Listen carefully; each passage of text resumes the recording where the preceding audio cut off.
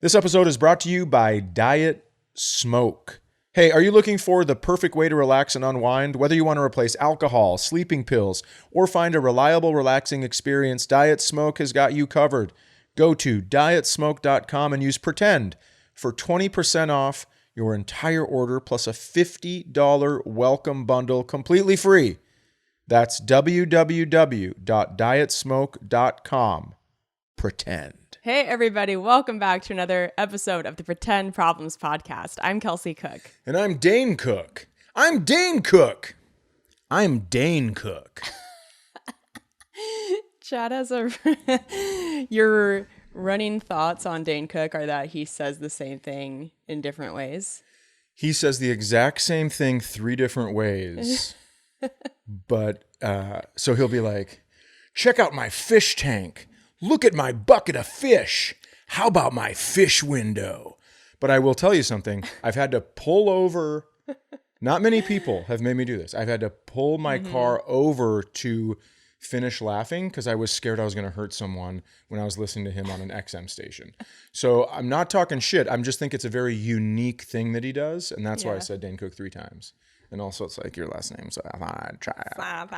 So I thought I'd try it or whatever. Yeah. I have had people my whole career be like, are you and Dane Cook related? And I'm like, no, it is like the most common last name in the English dictionary. Whoa. That can't be right. It can't be right. I'm exaggerating. It's probably Smith. I've had people ask if I'm related to Jack Daniels, and then I wrote a joke about it.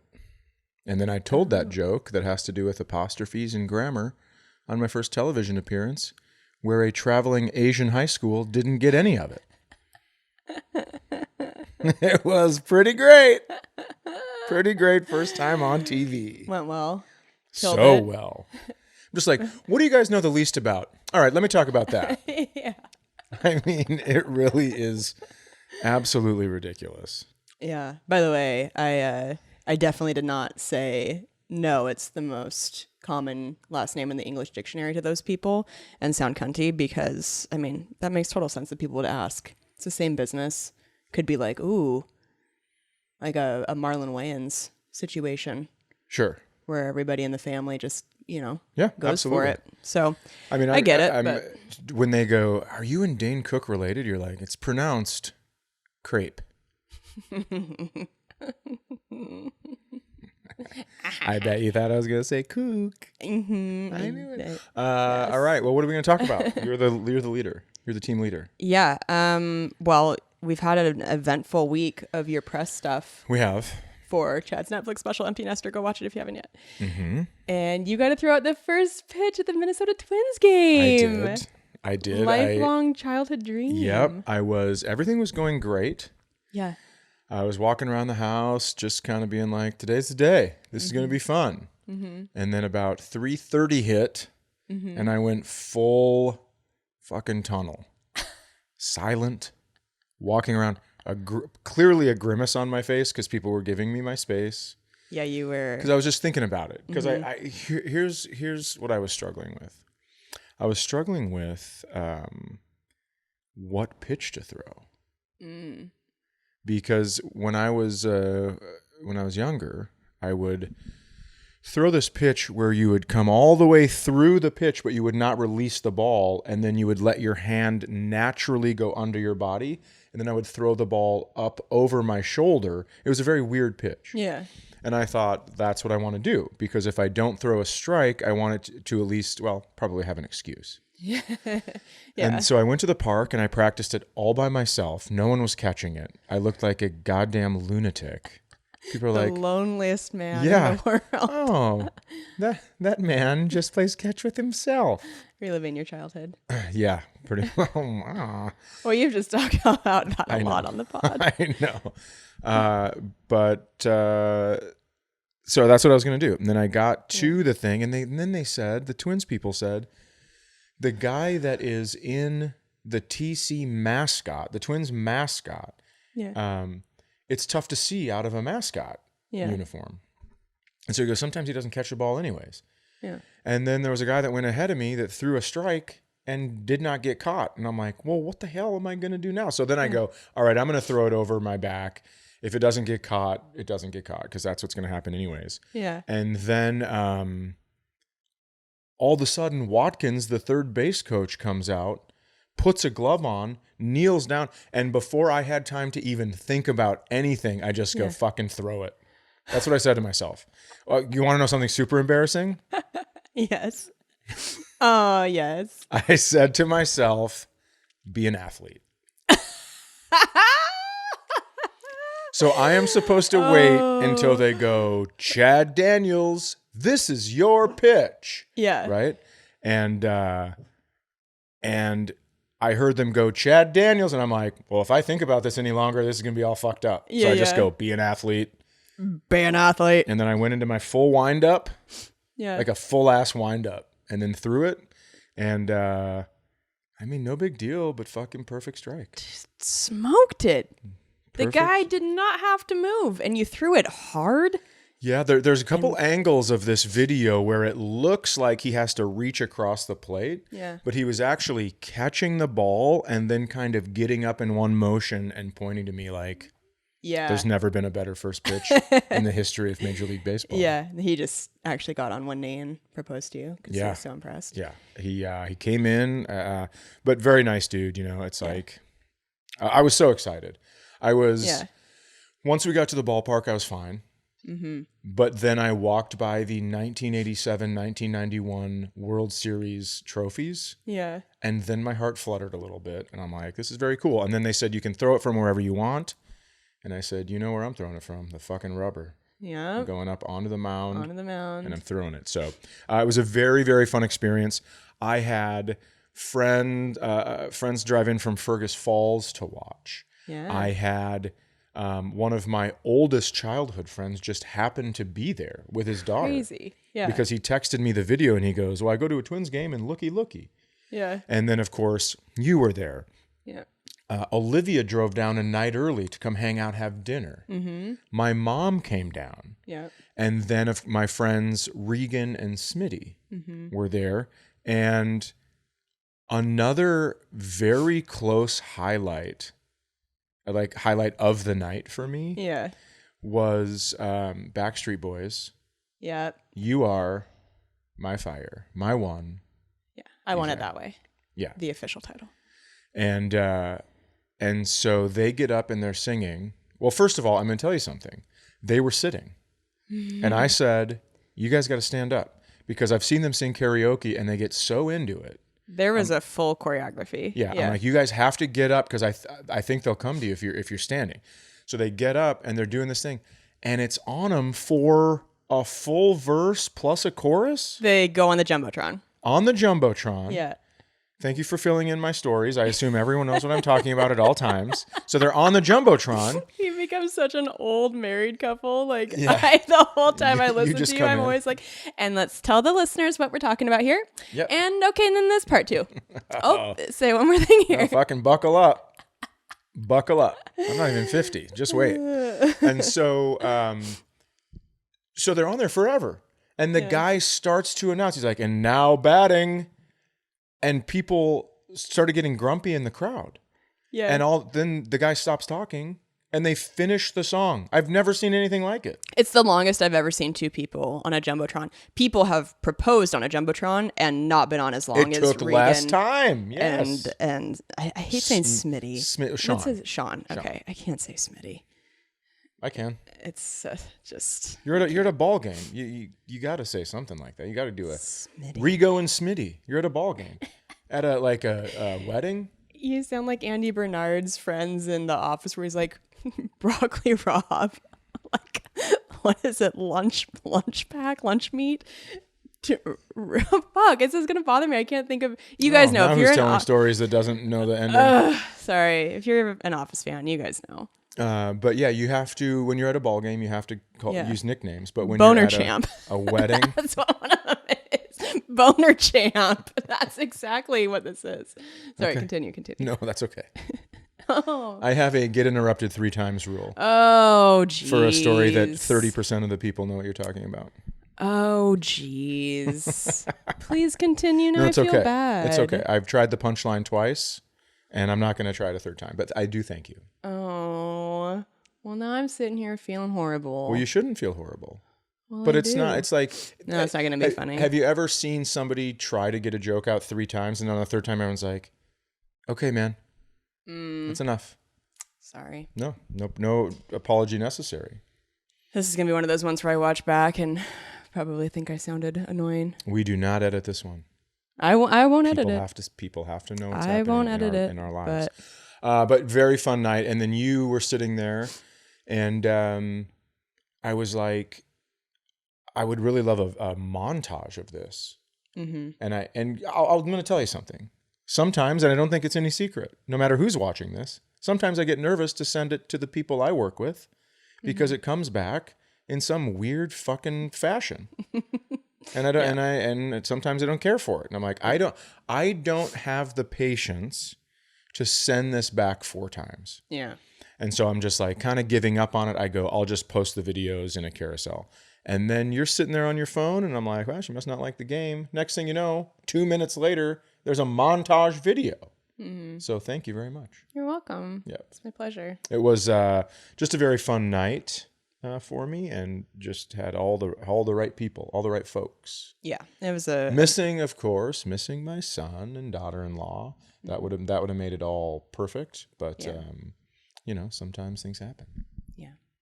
It was a special night for sure. And we didn't think it was going to happen for a little bit because right when we got there, it had been a beautiful day all day. I know. And then just thunderfuck of rain. The skies opened up. Yeah. Crazy torrential downpour. And in baseball, it's like, that can be enough to completely call the game off. And but there was a rain delay, and we stood around for, I don't know, an extra hour. Yeah, it was supposed to start at 6:40, and the game started at 8:15. So it's quite a ways. It's quite an hour and 35 minutes. Yeah. So there was a lot of build up to it, and you just smoked it. Oh my God. It was very fun. It was like, it's one of those once in a lifetime deals. And so it was fun. They gave Pretend Problems Podcast a shout out. They did. And they said my name. I wasn't expecting my name to be said. You can hear in the video. I'm like, ee! It was so cool. God. Yeah, you were an athlete. So way to go on the positive self-talk. I was really trying, because I was like, do not be your golfing self. Yeah. That's basically what I was trying to avoid. And what a great a lesson. I don't learn lessons. Let's go to questions. Do we have a... We have a middle segment. Okay, we do. Yes. It is, what are your, let's say like top 2 maybe, like foods that you cannot eat? Like a fear factor sort of situation. I want to give a shout out to one of our listeners who wrote in and asked, are there any foods that you can't eat because of the texture? And she said sweet potatoes were hers. And we'll follow up with the rest of your email. Oh yeah, Olivia's like that too. Sweet potatoes and squash. Interesting. She fucking hates it. Like it was so funny, because I used to make it once in a while and just be like, have 2 bites. And honestly, and this is probably going to get me arrested, but it was only to watch her dry heave. Gee. Because she would try it, and I go, maybe you're over it. And she would try and just go, ugh. It was so amazing. Weird. Yeah, she hates it that much. People's bodies are strange. Because I don't get why that would be a weird texture thing. Because it's like stringy. I think it's the taste. I'm not sure what it is, but she really doesn't like it. And squash is so flavorless. I think it can be at times flavorful. A little butter, a little brown sugar. Yeah, but those are good flavors. That's what I'm saying. Yeah, I don't know. Okay, so Chad and I were going to try to answer that question, like what food textures bother us. And we really couldn't think of things, but we could think of things that were, for us, like we really, really dislike eating them. We would choose to eat almost anything else. So what are yours? Well, first of all, for texture, I did think of one, and it's Captain Crunch. And by texture, I mean rips the inside of your mouth open. So I would always have to pour milk over it and then push it down into the milk and let the milk absorb. So I would I would like go downstairs, get my Captain Crunch, push it down into the milk. A lot of times it was powdered milk. And and then I would go get dressed and get ready and then come back. Oh, wow. The food that I don't like, and here's what's interesting. I will eat anything. Yeah. I truly will eat anything because, it's like I ate 1,000-year-old egg when I was in China. Oh. Where the yolk, like you bite into it, the yolk is black. Oh my God. What did that taste like? It's just, I don't know, like an old Like egg. death? Ew, why do they eat that? I don't know. But they offered it to me and I didn't want to turn it down because I didn't want to be disrespectful. And then you find out everyone's like giggling and you're like, oh, watch this fucking white nerd eat this. Ew. And, but I still did it because it's like, well, you can make fun of me. I don't care. I'm here. Yeah. Because guess what? We make fun of you over there. Yeah. Oh God. So I would eat a lot of things. Things don't really bother me to eat. Yeah. I do not like cottage cheese.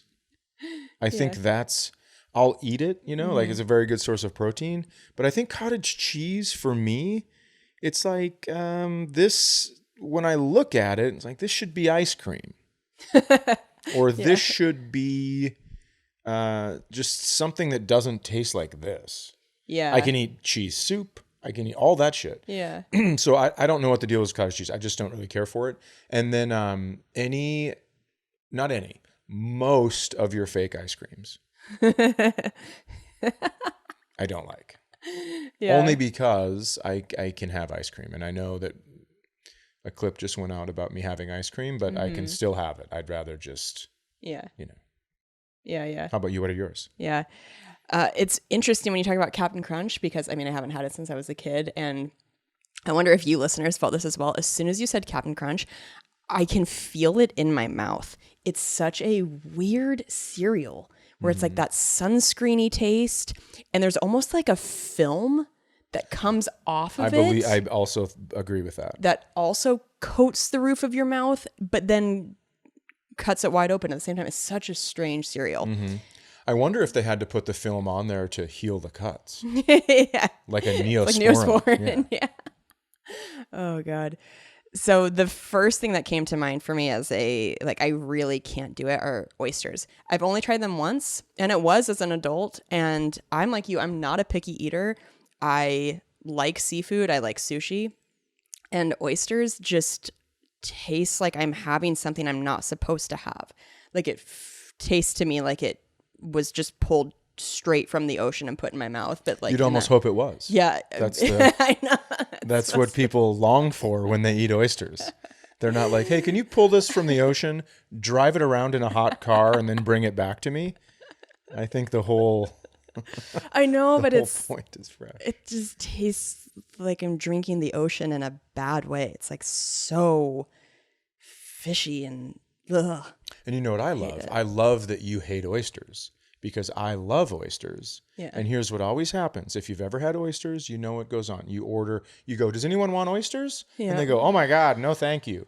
And then you order 6 just for yourself. They're expensive. And then they get there and then they see all the accoutrement that you can put on there. Am I pronouncing that correct? Yes.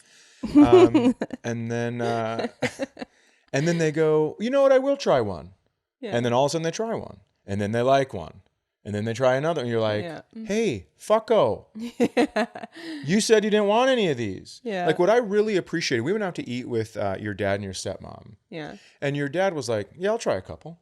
Yeah. And then he tried a couple and I'm like trying to force him to have the last one. He's like, I said I'd have a couple and I'm not going to eat it. And it's like, well, you can have it. We like argued over it. Who was going to like making the other person eat it? Yeah, you will not out polite my dad. He won. And so, but that's how you should do it. You go, yeah, I'll try a couple. Instead of like, I'm not going to have one. Then you're like, these are delicious. Well, then fucking order some. Because right now there's a guy driving around in his hot car and he will bring them back to you if you want them. Yeah, I can't do oysters. And then this is a texture thing, and this is not how anybody intends to eat eggs. But if I get a piece, even a tiny, tiny piece of eggshell in my eggs, and that feeling of the crunch of an eggshell in your teeth, the way you hear it, all of it makes me shudder. I can't stand it. Interesting. Do you know what I mean? I do know exactly what you mean. Yeah, I fucking hate it. It's like you're eating sand. Yeah. Well, maybe you should train. Maybe you should eat sand every morning. And then you'll just be able to fucking throw a full egg down on and eat through the shell.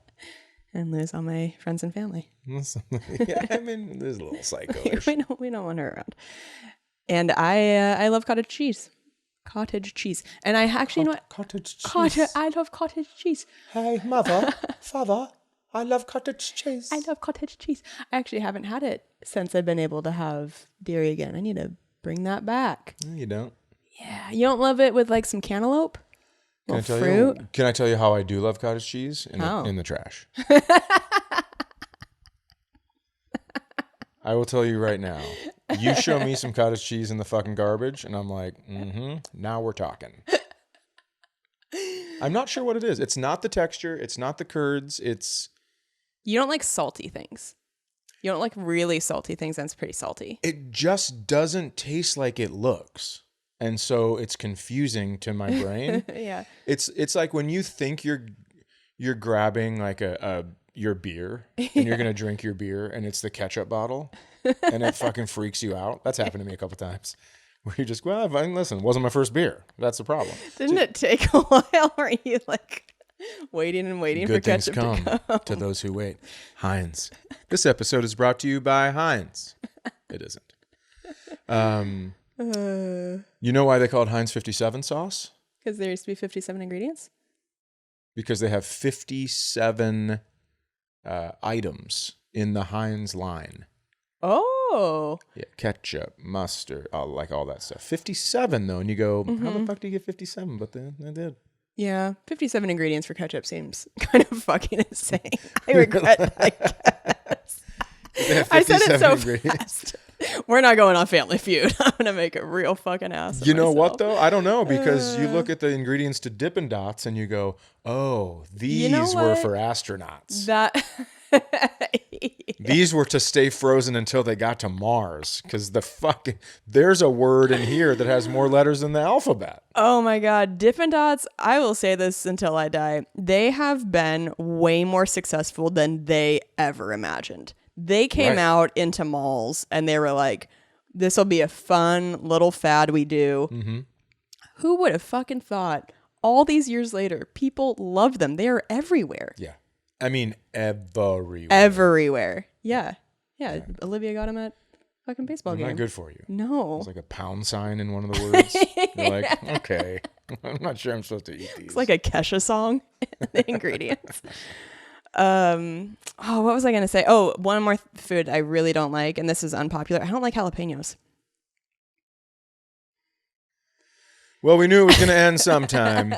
No, you don't have to eat jalapenos. I'll eat them. The spice of it is it's like so aggressive to me. It hurts my mouth. Yeah. And I don't like the taste that much. But you're opaque.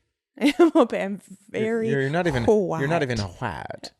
You're opaque, and so yeah, I could see that. Yeah, I don't mind it in like a dressing or something, but I don't. You like jalapeno on your pizza? I sure do. Pepperoni, pineapple, jalapeno.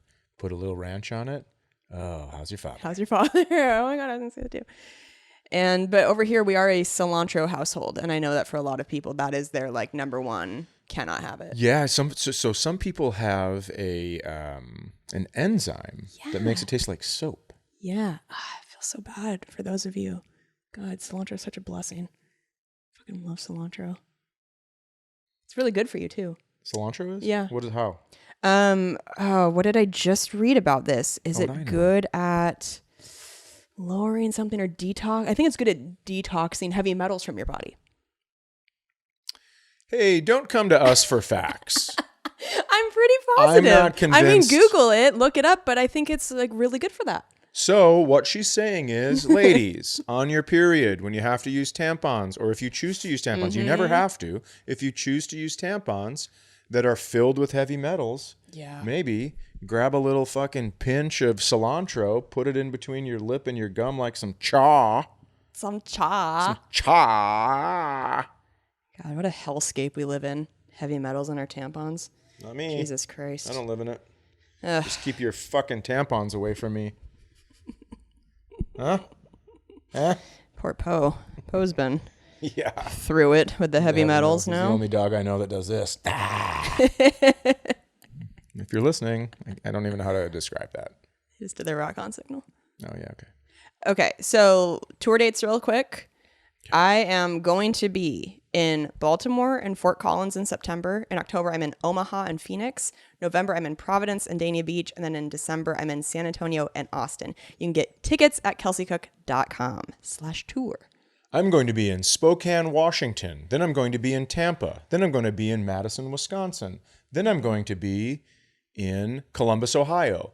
Then I'm going to be in Denver. Then I'm going to be in San Francisco and Sacramento. Then I'm going to be in Salt Lake City. Then I'm going to be in Las Vegas. Oh, fuck yeah. Hell ChadDaniels.com/tour. Crushed it. Thank you so much. And just so you know, as soon as we're done recording this episode, we are hopping into another recording where we are reading all questions for the first full-length bonus episode on Patreon. Because once a month we do a full bonus episode of questions, and then there are 2 mini bonus episodes a month that are like an extension of us talking. And thank you to everyone that has signed up for Patreon. That's very nice. Ooh, it's so fun. So patreon.com/pretendproblems if you want to check it out and join the squad.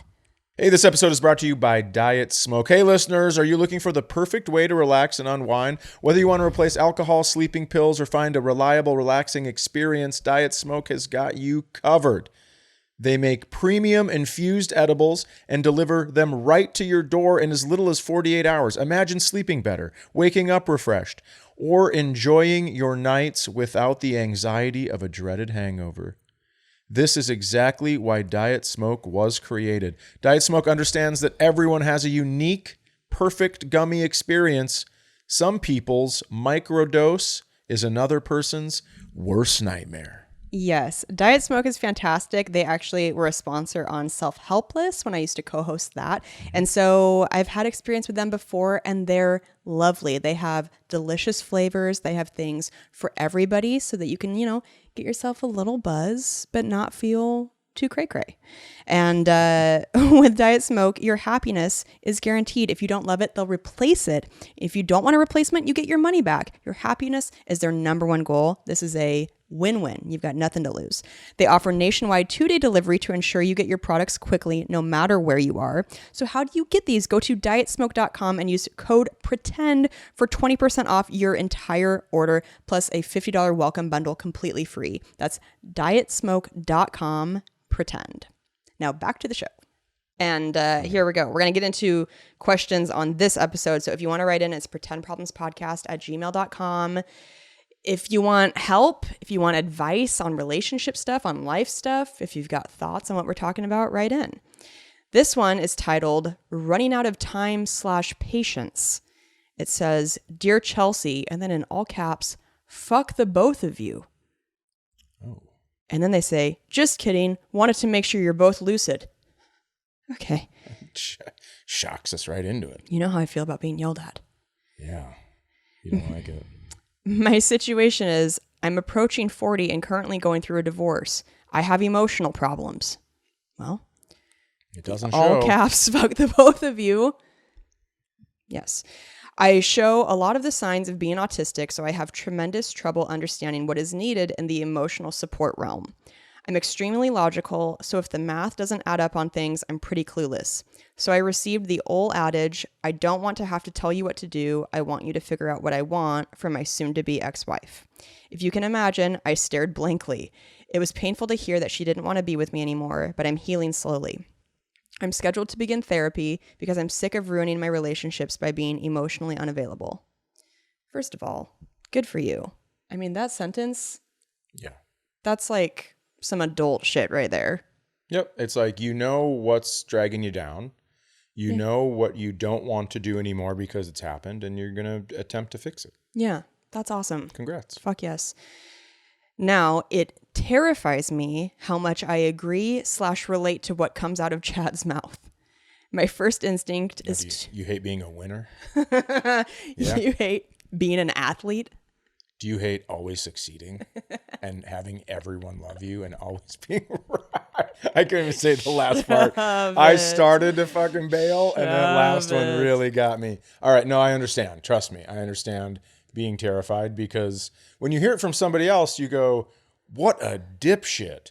And then when you're doing it, you are so fucking confident that everything is above board.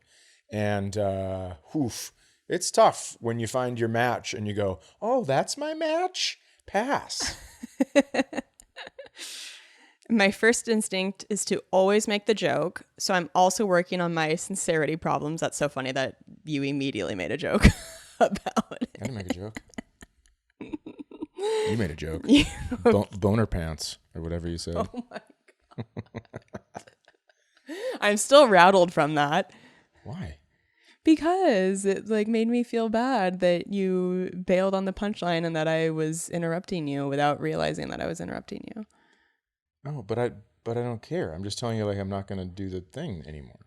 Okay, I know, but I feel bad then. Oh, well, but it's, How many times have I interrupted you when you've tried to say something? I know. Over 1 million. I know. Today, probably. I know. So that's why I wish you would have just said it, because you interrupted me too. Yeah, but I don't like that part.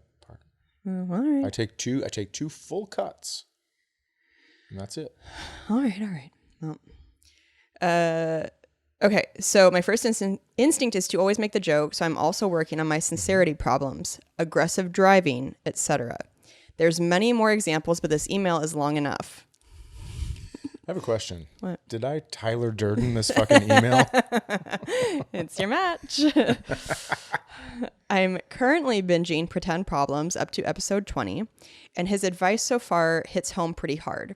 So looking to my future and rowing out to the dating pool again, sigh. My question to Chad is, what did you either look for or notice about Kelsey outside of being an absolute smoke show? Thank you. That made you realize that she's an actual adult and can communicate so well and not play the traditional relationship games. Because my wife seemed to be the same way, and turns out she wasn't. I strive to have the supportive, open relationship you two have. I'm not far behind you age-wise, so I'd really like to stop wasting my time chasing the dancing light like Marlin and Dory just to find another anglerfish. Cheers to the both of you, and I'll be in Denver to see Chad in November. Kelsey, you're on my docket, but when you're in Fort Collins, I'll be doing military things. Hopefully I can catch you the next time. Sincerely, Ebenezer Scrooge. Great alias. Somebody that thinks they have autism and in the military. Well, this isn't So, I mean, we wouldn't even have wars. Yeah. Thank you for your service. Yes, absolutely. Did you just do this? Thank you for your service? No, it wasn't it was Nazi? Like hey. It was like I just want to say thank you for your service. It was like hey man, thank you for your service. When will you be going to Gaza? I won't ever raise my hand like that again. Okay. So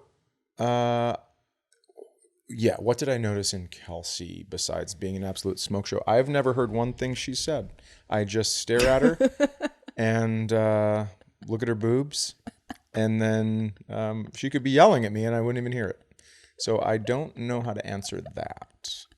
You did actually in the kitchen today. We were running late and I was like, I'm sorry, I'm hurrying. And you go, just show me your boobs and it'll be fine. I was like, okay, fine. And you're like, okay, you're forgiven. That is actually things that happen in our house. It doesn't take long for me to forget stuff. Let's see. So we met on the set of her web series. Mm-hmm. It was called Risks of Fury. And I've told the story a bunch, so maybe you've heard it. Yep. But she was married. I was in a committed relationship.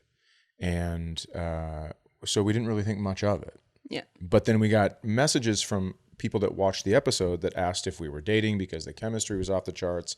Mm-hmm. And so I think that's the first time where I've kind of been like, oh, thought about it. And then when we were both single, then we ended up getting together and giving it a whirl. Mm-hmm. But I think what I looked for in her is, here's what I have to look for in every single person in my life is patience. I do need patience, but I need patience with the agreement that I'm trying. You can't always ask someone for patience and then keep fucking up in the same way, because that's not patience. That's stupidity and psychopathy. So, patience for sure. Obviously, she's so funny, a sense of humor. She's really, really smart, which is awesome. She's athletic. So it's like, I just found in her what I like to do. I like to play puzzle games. So does she. I like to go out and do sporty things. So does she. I like to do stand-up comedy. So does she. And so the smoke show part is like that, of course, is a bonus, but looks fade. Everybody knows that. So I've always said, you need to find someone that you can do what you want to do with later in life, because everyone's looks are going to go down the shitter. So they can be as pretty as they fucking want to be at, 30. But guess what? When they're 70, they're still going to be beautiful, of course, but it's not 30. Yeah. So I think you need to figure out what is going to be the best long term, as far as like being with that person, living with that person, loving that person. Oh God, I hate when I start talking like this. But I think that's you just need to. I think I've given this advice before, but if you don't believe in God, don't go to church to find a partner. You go somewhere things that you like to do. So, if you're autistic and you love yelling at waiters about bringing the wrong thing, then go out to eat and find someone else that likes that. I'm just kidding. I don't think I've ever yelled at a waiter, but it really does sound like I wrote that. So I am being very careful to not out myself as a, whatever. Yeah, I think that's it. You go. Oh, I don't. It's not for you? It's not for me. I wish you the best of luck, because I will tell you, going to therapy for yourself while all of the shit that a divorce entails isn't easy. But if you can do it, then you're going to know, like, oh, whatever else comes at me, I got it, because I just did that shit. I'm like a fucking emotional ninja now. So I would say hang in there. It's not easy. I don't know if I've ever told this part, but the first time I went to therapy, I cried the whole time. He asked me one question and I fucking could not stop, because I had been stuffing it down forever. And at the end of it all, he goes, all right, you want to schedule another appointment? And I was like, yeah, bitch, I didn't even talk. Of course. And he's like, and I go, oh, I'm so sorry for crying like guys do. And he's like, well, that's why you're here. I don't give a shit. Yeah. So do what you need to do, man. But best of luck and stay at it, because you're going to get knocked off what's a good army thing or military thing. You're going to get knocked off the top of the tank a couple times. You got to crawl back up. Yeah, that was great. Thank you so much. Thank you for writing in. Okay. So this is actually, I had talked about this with you before. We haven't read this one on the podcast. So it's titled Topic Idea. It's going to need an episode. And then they say, hey guys, first off, we went to the Fully Loaded tour in Savannah. We sat down right as Kelsey was leaving the stage. No, but saw Chad murder. Fucking awesome. B, small question. My girl and I are both divorcees and don't know what to call each other. Boyfriend, girlfriend sounds so high school. We're not looking to do the marriage thing, so none of those terms work, though we take them in stride. And we don't put pineapples out as decoration, so lovers is out. What do we say? And then Ocho, the biggin, we'd like to hear a discussion about pessimists versus optimists in a relationship. Do they go well together? Can two of the same make a positive? Is it a mental mindset versus a physical trait? As always, we'll take our answer off air. Love the podcast, and you guys, hail Nimrod. Oh, hell yeah. Fuck yes, use our names, Patrick and Amber 2.0. There's a story if you're interested. Well, thank you guys for writing in and for being Time Suck fans. Yeah, we love Dan and Lindsay. Of course. Okay, so should we start with the potential things to call each other? Yeah, I think so. I mean, it's such a hard one. Yeah. I have a joke in the special about telling my son he was too young to get engaged, and he goes, "Aren't you a little old to be a boyfriend?" Which is right. It feels right. Yeah. You have a bit, of course, in Yeah. yours. I'm not going to ruin it. Oh, But thanks. yeah, it's interesting when you're getting up there because you go, well, am I going to call this person my partner? Yeah. Because that's a very, I mean, that elicits aggression from some people because it sounds so woke, Yeah. right? It does sound woke, yeah. And people are like, fuck the woke army. And you're like, well, I'm just trying to not call her my girlfriend so I don't get arrested. Yeah. What do you think that? I don't know. This is tough. I mean, this is like why Chad and I had a whole talk about it when we were starting out, because it was like, what are we gonna do here? This is like sounds funny in a bunch of different ways. So, I like sometimes I think it's cute to be like, this is my person. Yeah, this is my person. I think that. So I like, and this is not probably going to be the answer, but I like. Oh, this is my woman. But I'm going to tell you something. My woman sounds like you are in a biker gang, and it sounds very caveman. Like this is caveman. My woman. You have to make sure you don't stress the word "my" for the love of Christ and all that's holy. Yeah, I don't like my woman. Okay, well, this is my person. Is like the same diff. They're different. Okay.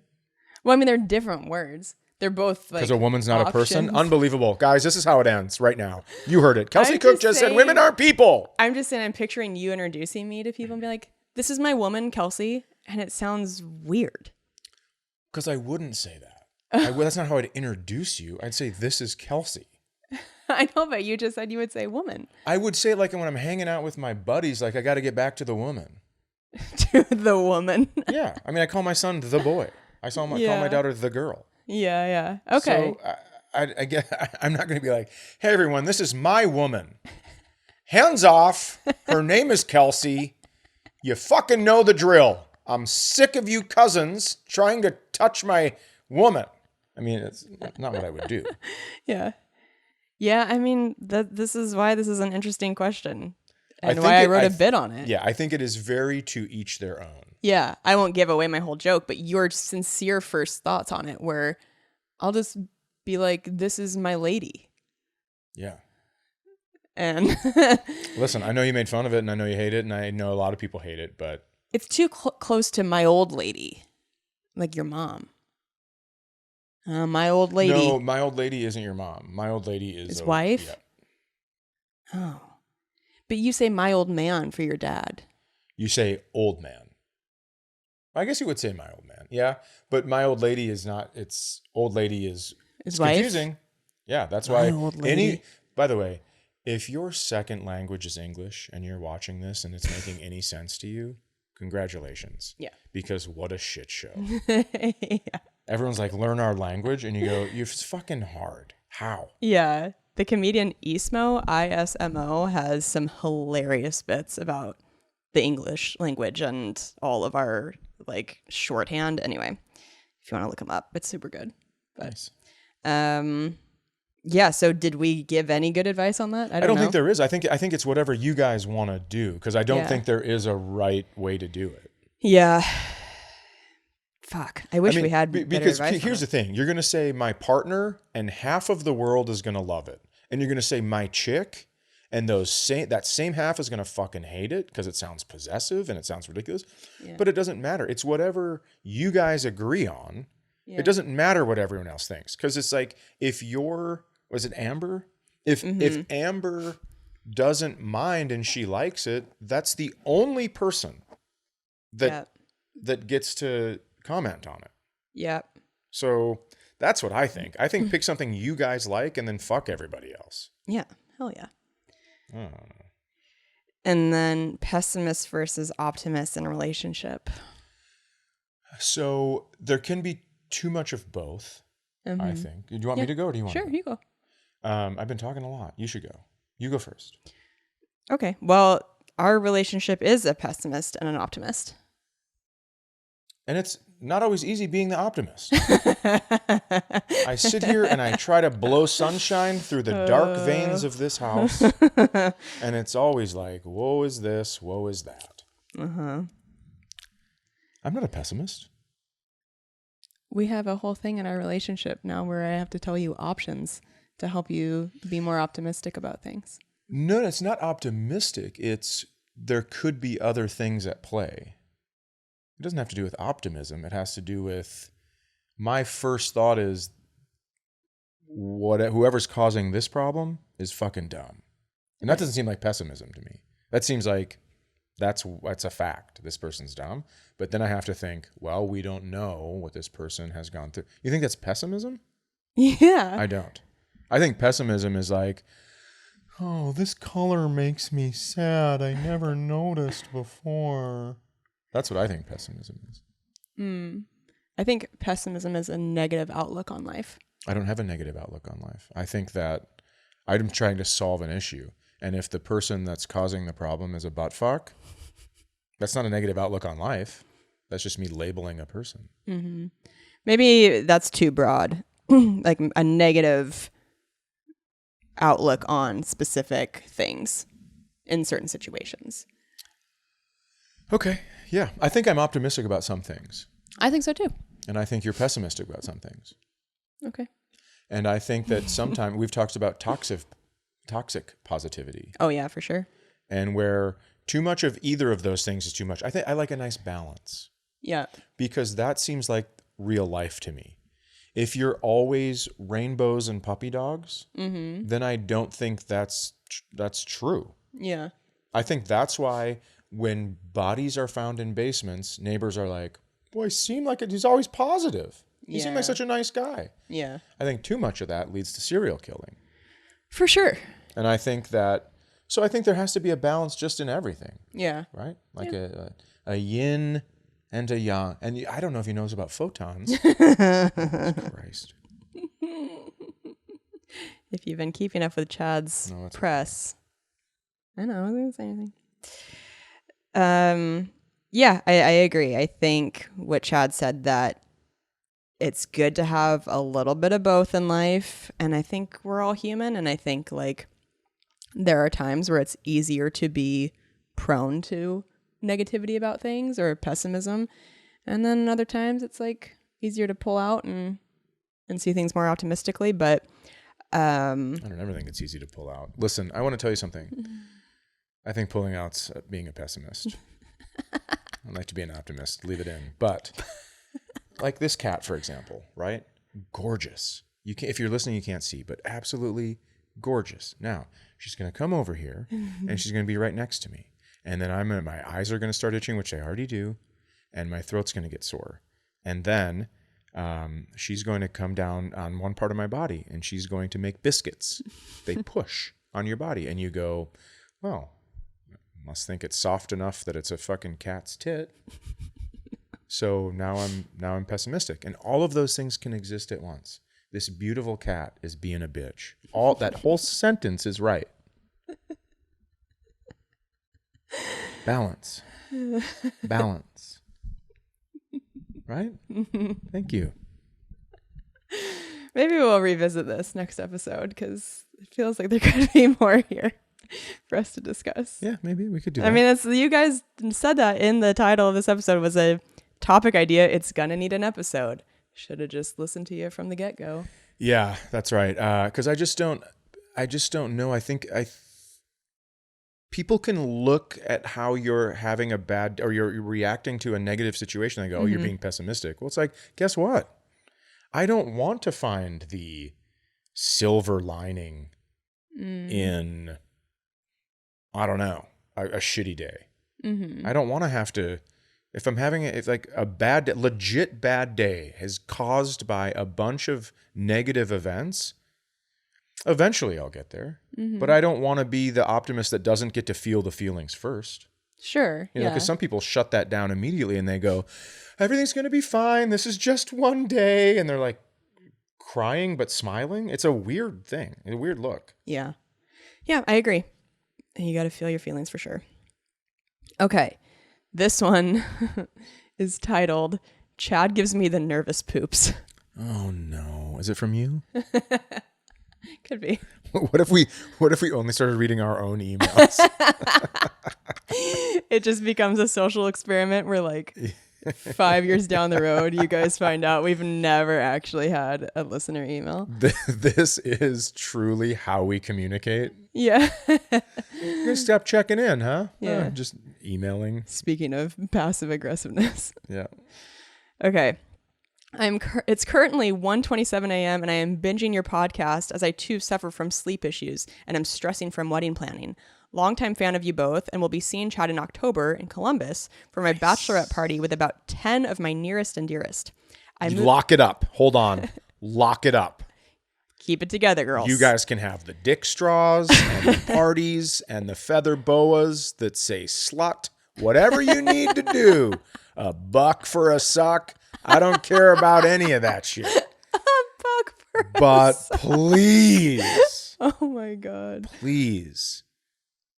Keep it together. Because Don't you're a shit-faced. fan. That doesn't mean the friends you're bringing are fans. And they might start to fucking melt down a little bit. Mm-hmm. Okay. Yeah. I'm ready.